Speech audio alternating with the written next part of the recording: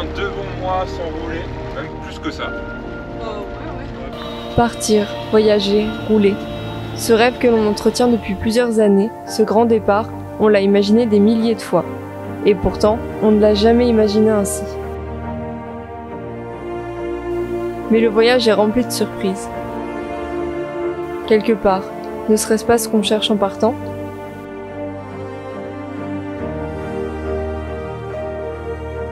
On s'en va pour l'inattendu, c'est lui qui apporte son lot d'émotions et nous les cueillons à bras ouverts.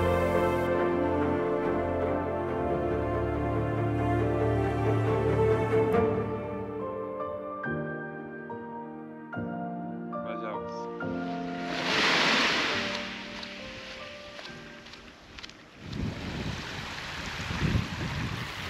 Au début de ce voyage, un point nous a toujours semblé comme une évidence. Un endroit, un lieu symbolique qui résonne en nous. La presqu'île de Crozon. C'est ici que tout a commencé pour Bertie et moi. Retrouver cette plage qui était la fondation de cette histoire que vous êtes en train de voir, prendre un bol d'air et se souvenir. C'est dans ce genre d'endroit que l'on prend conscience du chemin parcouru.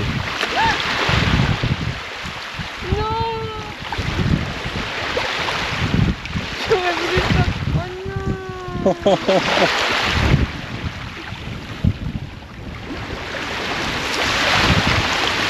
Oh non. Crozon sera donc le point de départ de cette aventure à trois. Oui, car si tu ne nous suis pas sur Instagram, tu ne l'as encore jamais vu, mais il y a un autre membre dans l'équipage de Van Gogh. Un petit lapin voyageur qui a déjà connu bien des maisons.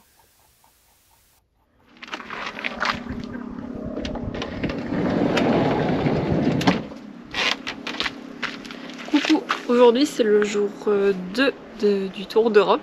On est parti hier, on a dormi à Crozon et ce matin on a roulé un tout petit peu pour arriver au Cap de la Chèvre.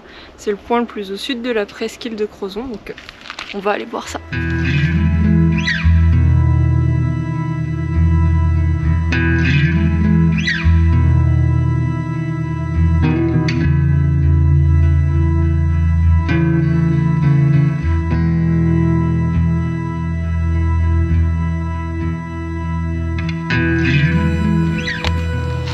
On vient de remarquer un truc très marrant, c'est que en fait avec tous les nuages qu'on a ici en haut et le ciel bleu à droite, on a une sorte de démarcation au niveau de la mer. D'un côté elle est super bleue, presque turquoise, et de l'autre côté elle est plus, comme on connaît habituellement en Bretagne, un peu plus terne. Mais du coup ça fait un panorama assez sympa.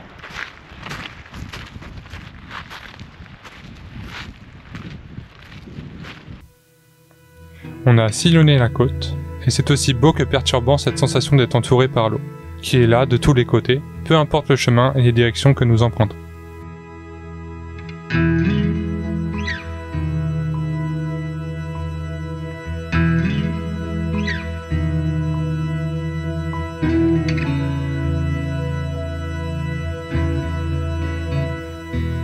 On a suivi une partie du GR34, une grande randonnée ralliant le mont Saint-Michel à Saint-Nazaire, en longeant toute la côte bretonne sur 1700 km. Un jour, ce serait un projet qu'on aimerait réaliser. Mais pour le moment, on a un peu triché, on s'est contenté d'en suivre une toute petite partie, en allant du Cap de la Chèvre à la pointe de Pénir où les randonneurs passent le pilier des 1000 km.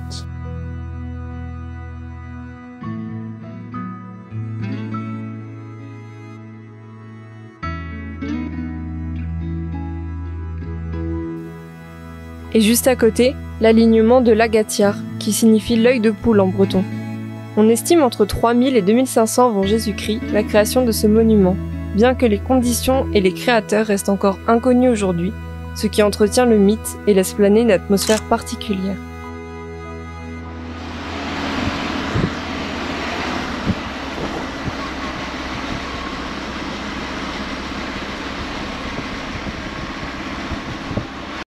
Qu'est-ce qu'on mange ce soir, chef?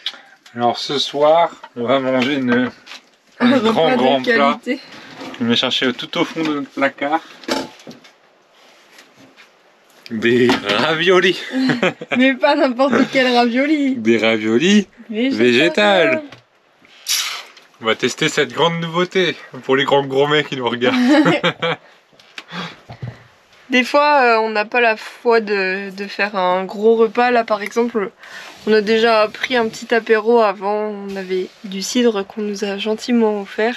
David, si tu passes ici, merci. Et du coup, on a déjà bien grignoté, donc on n'a plus très faim. Donc on s'est dit qu'une petite boîte de raviolis, ça ferait l'affaire avant d'aller dormir.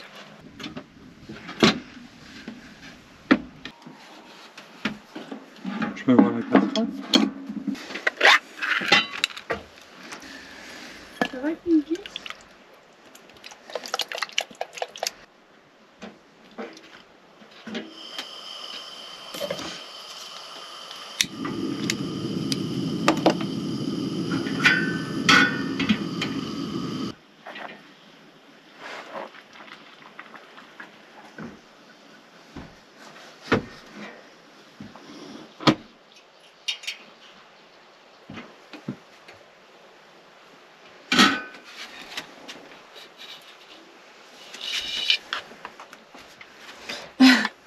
J'ai un cuisinier sans tête. Hello. Salut ici. Attention, hein, faites blanc. Oui. Alors, ce qu'on vous dit pas par contre, c'est que ce midi on s'est fait une bonne salade, on a découpé des légumes et tout. Et là on vous filme le meilleur repas de la semaine. Ouais, des raviolis en le conserve. seul repas qu'on va faire comme ça, mais... Vous trouvez ça drôle. Et bien sûr, parce que on n'est pas des chiens, le petit parmigiano. Est-ce que c'est pas un crime de mettre du bon parmesan comme ça sur une boîte de raviolis? On fait ce qu'on a. Hein. C'est punissable. On a imaginé 1000 fois ce voyage. Pas une seule fois on l'a pensé à deux. On pensait qu'avec de la volonté et un peu de flexibilité, on y arriverait. Gustave est habitué depuis tout petit au transport.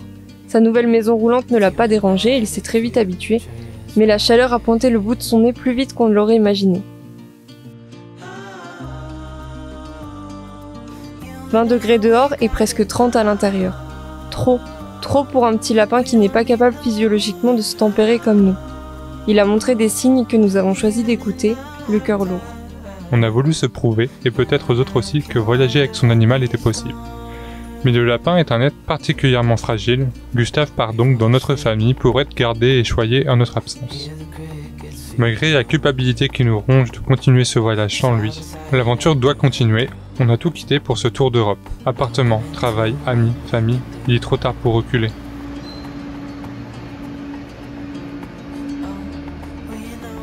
L'aventure va se poursuivre en longeant l'océan Atlantique pour atteindre la frontière espagnole, qui sera le premier pays étranger de ce voyage.